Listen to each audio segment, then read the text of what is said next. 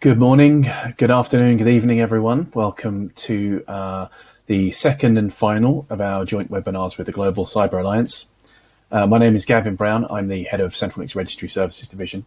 And joining me today are Jill Thomas and Annie Bates, who are going to be talking more about the Global Cyber Alliance's Cybersecurity Toolkit, which is a great way for small businesses to improve their security and protect themselves against all kinds of bad stuff online. For those who don't already know, CentralNic has partnered with the GCA to develop Domain Trust, an intelligence platform that provides registries, registrars, and cyber protection agencies with high-quality, large-scale data sets on data on suspected malicious and criminal domains being used in phishing attempts, malware distribution, command and control activities. But I'm now going to hand over to Jill, who's going to continue to discuss the GCA Cybersecurity Toolkit. And this session is going to add some more detail to what was discussed during the last session. For those who missed that first session, I'll share a link in the chat. But for now, I'll hand over to Jill. Thank you, Gavin. Okay, so I'm Jill Thomas. I'm the Director of Engagement here at the Capacity and Resilience Programme here at the Global Cyber Alliance. What we covered last week was we really gave you a little brief overview of who Global Cyber Alliance are and a very short introduction to the Toolkit for Small Business. For those that missed it again, GCA, we were founded in 2015 by the Manhattan District Attorney's Office, by the Centre for Internet Security, and also by the City of London Police. 2015 is when cybercrime overtook all other types of crime as being the most financially viable for criminals. And at that time, it was felt that rather than prosecute, we were looking at how could we actually prevent internet users from falling victim. And that's how the Global Cyber Alliance really was formed. This week, I'm going to cover a little bit more on the toolkit. We're going to look at some of the ways that we work with other partners in terms of the cybersecurity toolkit, and also maybe think about some adoption strategies and other ways that we could work with yourselves to reach your customer base as well with the toolkit. As we said last year, it really is it's a clearinghouse essentially for free, practical and effective tools that are all available in one place within the toolkit. And it can actually reduce, by utilising good basic cyber hygiene, it can reduce your risk of cyber attack by up to 85%. We covered this last week. Really, there's 6 stages to the toolkit, and you can the small businesses work their way through via a guided experience, initially understanding what's within their infrastructure. So you can't protect what you don't know you have, and therefore the idea of having an inventory and understanding what's in the small businesses landscape to start with, and then making sure that everything you do have is up to date, it's patched to the most recent levels, and updates are wherever possible done automatically, as well as encrypting data as well. We look at strong, unique passwords and the use of two-factor authentication. Tools to provide all of these are contained within the toolkit as well. Antivirus software and our own Quad 9 DNS filtering service, which we developed alongside Packet Clearinghouse and IBM, are available within the Prevent Phishing and Malware section. Quad 9 prevents users from accessing known malicious websites.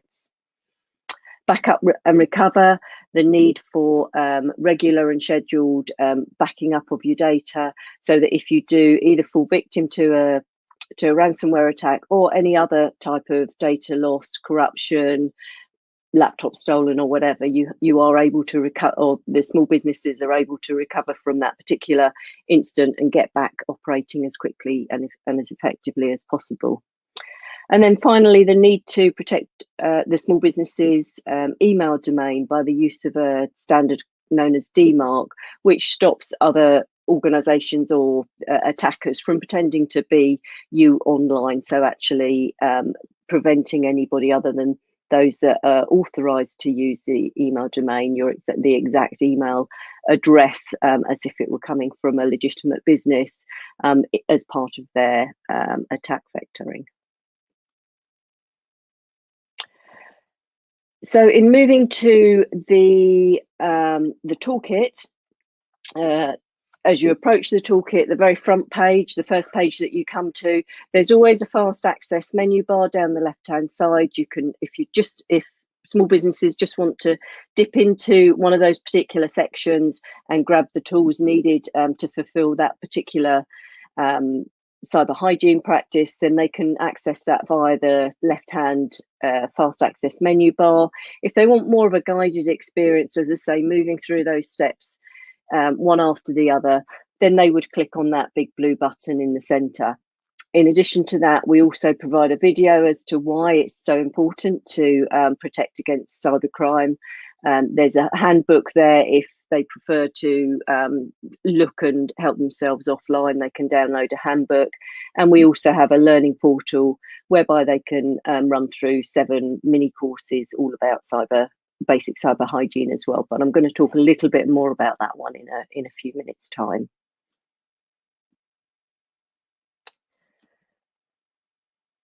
So either, and this is the same as before, but it does have our new logo at the top there. That the toolkit is sponsored by both MasterCard and Intel.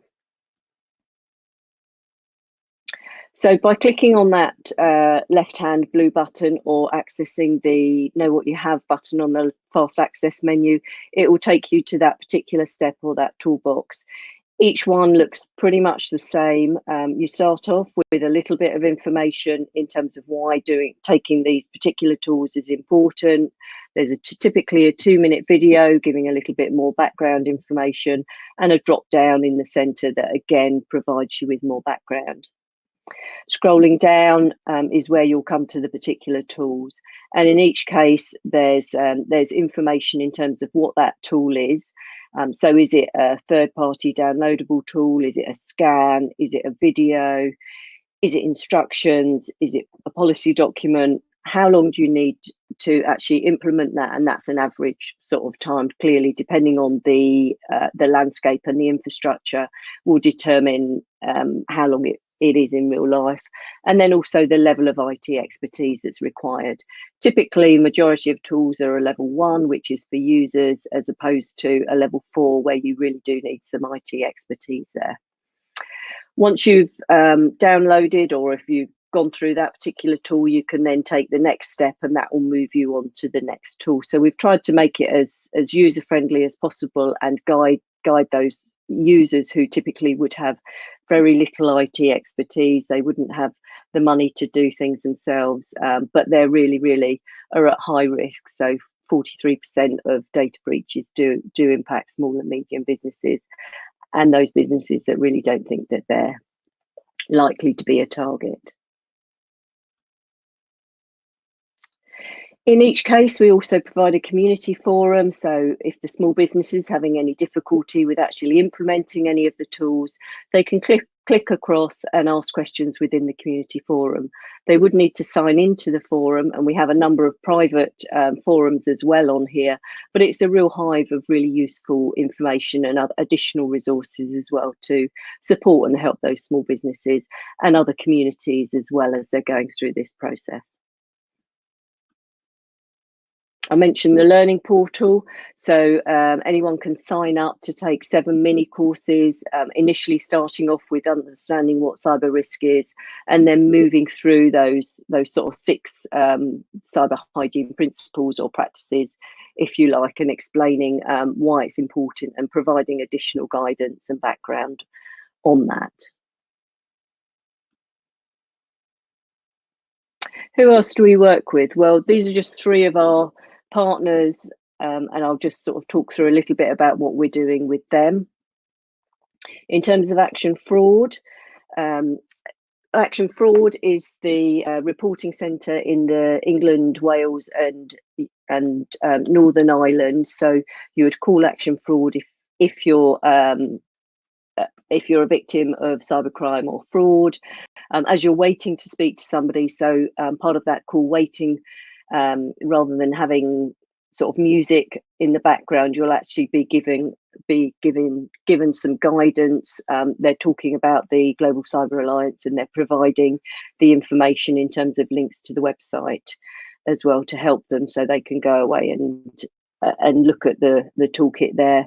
We've also got a page on the Action Fraud website here in the UK, as well as following up with those victims that have reported crime into Action Fraud. Part of the package that they receive afterwards will include resources from the Global Cyber Alliance and links to the toolkit itself, as well as engaging in various social media campaigns as well.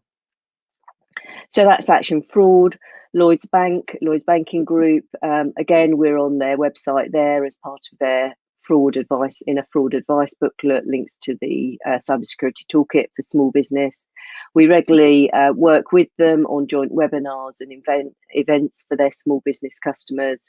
And whenever Lloyds Banking Group are typically providing webinars and fraud advice to their small business customers, so that will be included in any resources that they provide at the end of on the end slides. As relevant. In addition to that, newsletters that go out to their small businesses can often have a link to the toolkit and additional cyber-related advice in there.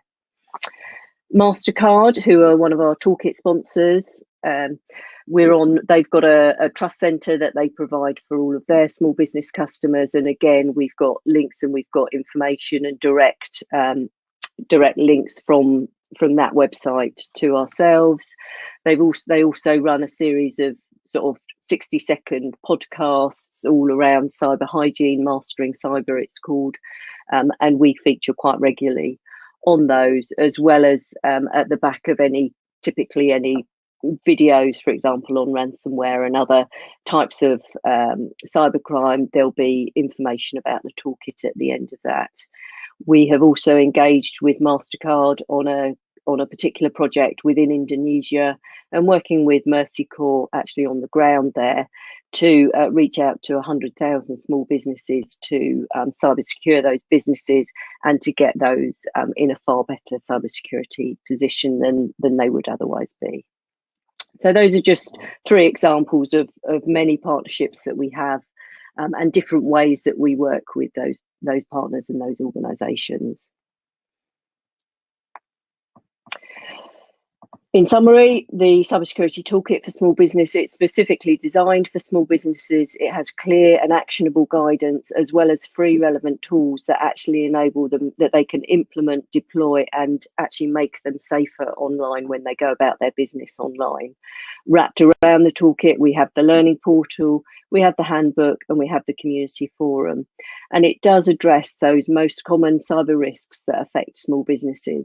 It's the basic cyber hygiene and adhering to that trips many organisations up. And indeed, failure to perform some of those basic cyber hygiene practices, it really does play quite a significant part in a high proportion of organisations that do suffer from a ransomware attack. And they may not be targeted; they may just become victims because of the type of operating system that they're using, or the type of the way they conduct their business. If they've not updated to the latest level of, if they haven't got the latest operating system patch in place, and that's a vulnerable position there, and they could, in the case of WannaCry, they could just be hit because of the fact that they're automatic attacks that are kicked off. And in providing everything in that easy to find, in that single sort of point of contact, as it were, it means they can just go there, they can get what they need, and they can implement that, and then they can spend more time on focusing on their core business objectives. The Small Business Toolkit is really focused on those that would otherwise potentially be doing nothing or very little, that doesn't have the money, doesn't have the IT expertise, doesn't have the resource, and doesn't have the time or the understanding to sort of do anything else. Maybe don't even know that they're likely to be a victim because they're small businesses who would likely target them. As we said earlier, 43% of data breaches affect small businesses, so they really are at high risk. And there's a lot of simple stuff they can do, straightforward things they can do that can put themselves in a far stronger position. And that's what the toolkit is all about. How we would look to work with registrars and to work with yourselves here, well, typically looking at the ability to have a link to the toolkit, both at sign up and also during the renewal process. So at the time the small business is signing up and registering a new domain, it's likely to be the IT person that's doing that with you. And so that's absolutely the right person that we'd be looking to work with and to use the small business toolkit. Quite often that will be just as they're setting up as well, so they can really start that cyber hygiene process at the right time and set off in the right way. They will then be implementing those free tools and increase their resilience to cyber attack. The small business toolkit, it's focused on basic cyber hygiene. It's focused on the organisation, the network, the data that is held within that organisation's network and devices. It's less focused on the website itself that they would have, but it's more focused within that organisation itself. And so therefore, it complements really, really well the kind of services, and quite often the paid for services, that are also available to those small businesses and those customers as they're signing up to domain registrations. So we see it really to complement the services and the relationships that maybe you have and maybe you already provide. And as I say, it's free. They're less likely to suffer an attack, and therefore they will really appreciate the use of the toolkit and the providing of our services to your customers, and would help with the customer retention there as well. And throughout the time, clearly it reinforces that important cybersecurity message and enhances the value proposition as provided to your customers. So I think that's pretty much the end of what I wanted to cover. I don't know if there have been any questions at all, or if anyone wanted me to go over anything else again. And I've got Andy who was suffering, I think, a little bit with low bandwidth concerns. So I don't know, Andy, if you're with us now, if there was anything else you wanted to add at all, or if there's any questions that have popped in. Except you're on mute. Finding the mute button. Oh, yeah, okay. no, thanks, Jill. I think you've covered it very well. I think somebody may be about to ask a question. I think Michael may be. But I know one question we've had when we've spoken with registrars before and worked on this is, there's no such thing as a free lunch. So people often ask, how come we can produce free solutions and actually do they have a value? We did some research and we think the value of the toolkits is around £3,000/euros/dollars per small business. We justified that basically on if I ran a small business, it may take me 10 days to go and find somebody who can evaluate these tools, check that they're valid, and by then you've easily spent that amount of money hiring a reasonable cybersecurity professional, I guess. And again, the reason why the tools are free is we believe that if something's free, easy to use, multilingual, globally applicable, and if we respect people's privacy, then that addresses the main challenges as to why many people don't deal with cyber hygiene head on. So we believe in democratizing cybersecurity. This isn't something that's just a thing for big businesses and governments. Cyber should be something for everybody. The majority of your customers are generally small businesses. So yeah, I can't emphasize enough that every time somebody buys a domain, you give them something worth at least £2,000 or £3,000 or dollars. Hopefully that helps them improve your process going forward, helps them to like you more, helps them to be more sticky. So I think, many domains can be bought from many registrars. I guess your challenge is differentiating yourself from the registrar next door. So if we can give anything that makes your customer safer and gives them something that's free, then that's obviously great. And then to emphasize the privacy point, there are many free things out there where you'll then get adverts which pop up selling you something which you didn't really know you wanted to buy.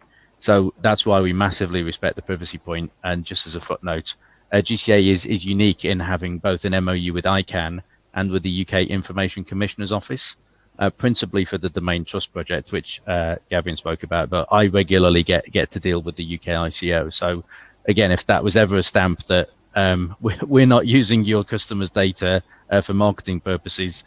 I just throw that out there because loads of people have regularly said to myself and Jill when we've met small businesses directly, this is too good to be true. What's the catch?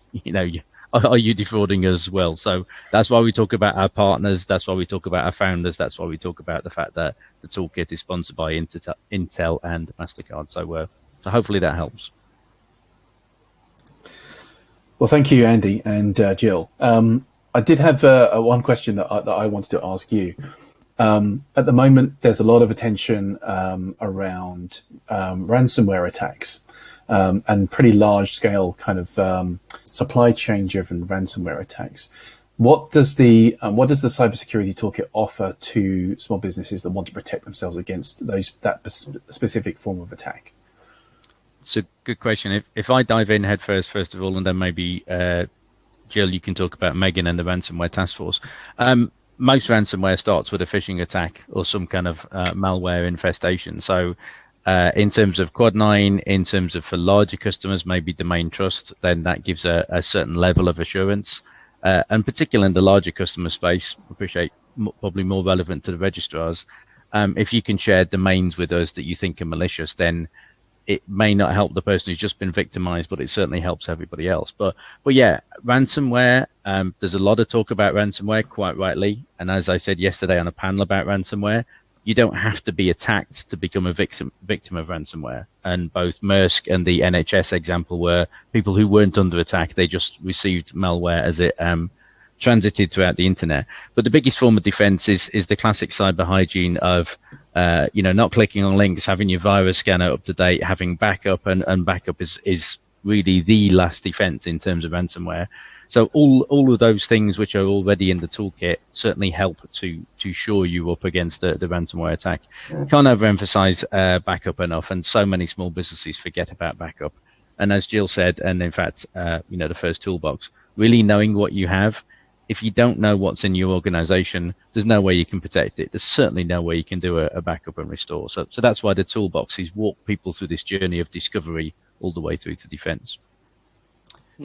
And in terms of ransomware, so WannaCry, as Andy was talking about, that was because of a vulnerability in the Microsoft Windows operating system. So if you were running old end-of-life out non-supported devices like Windows XP, you were at risk, which is where the NHS were using that quite a bit. Now, Microsoft had issued a patch about a month or two prior to the actual attack, and those that had updated their defences, had patched their systems, were no longer vulnerable. But many people do leave that to do another day. And so therefore the idea of the security toolkit, where we're focusing the mind and the intention on actually automatically performing those updates as they come out straight away, it really does protect against attacks that are coming in as a result of a known vulnerability.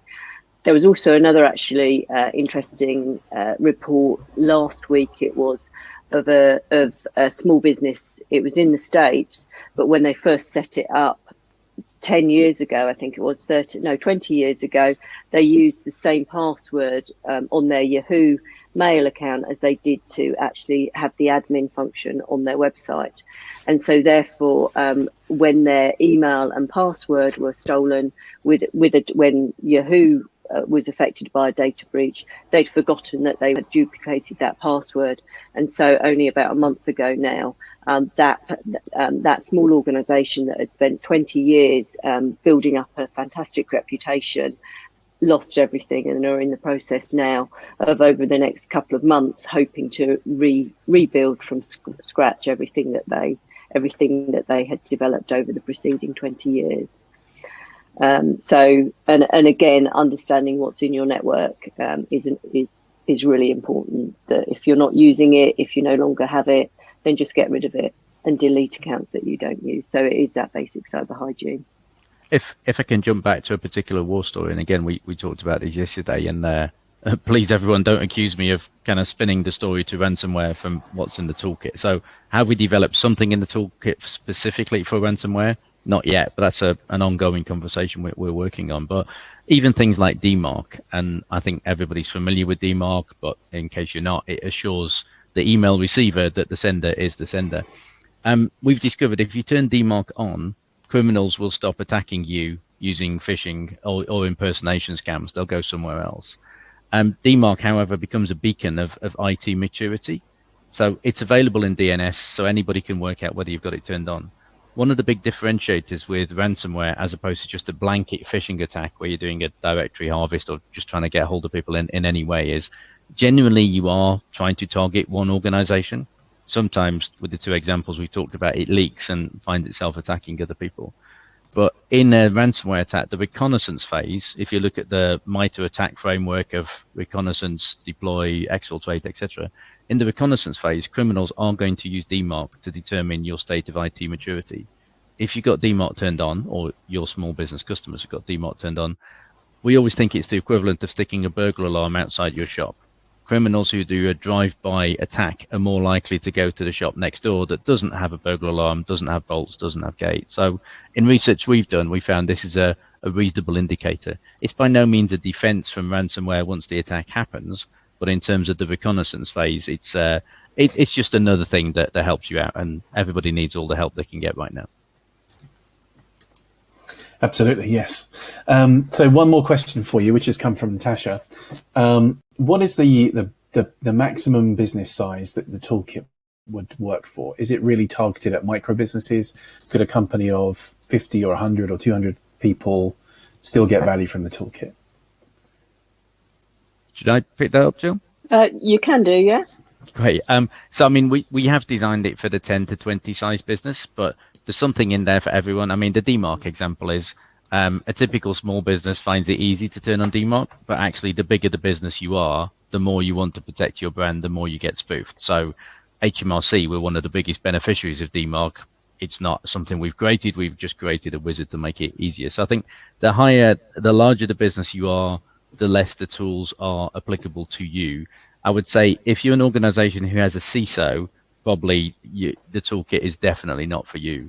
That said, I mean, Quad 9, it's amazing how many CISOs don't use Quad 9. We've deliberately written a guide called Quad 9 for enterprises and also Quad 9 for ISPs. And some of that went out at a paper with the World Economic Forum at Davos.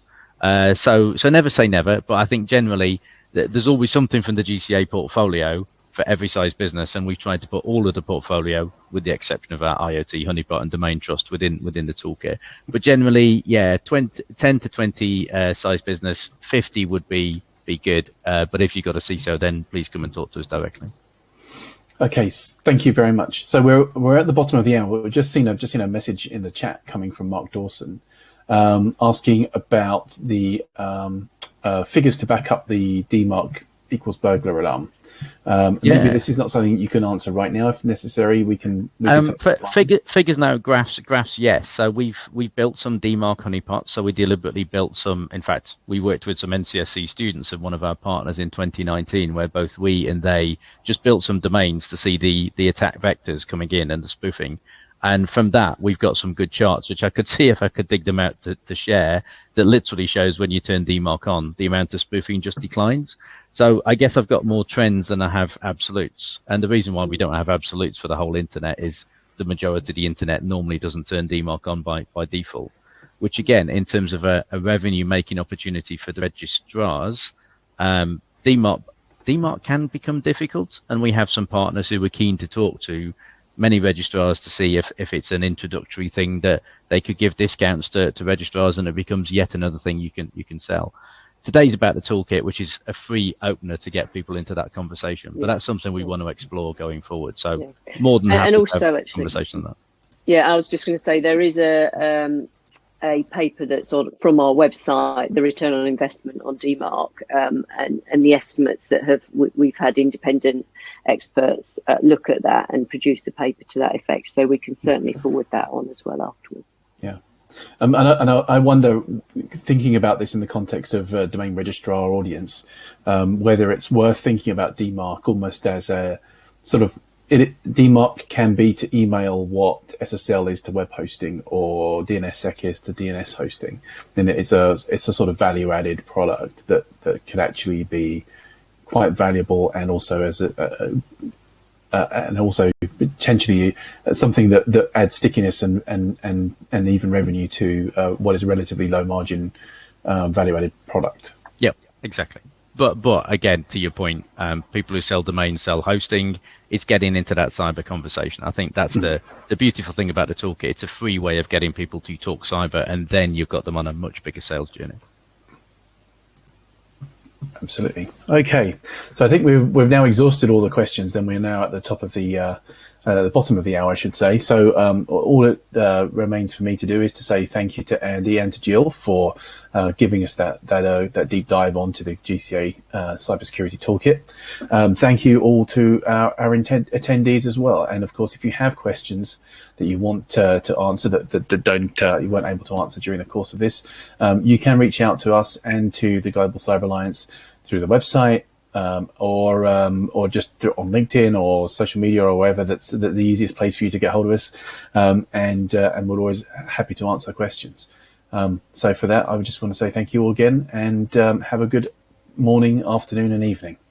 Bye bye. Thanks, Al. Thank you. Bye.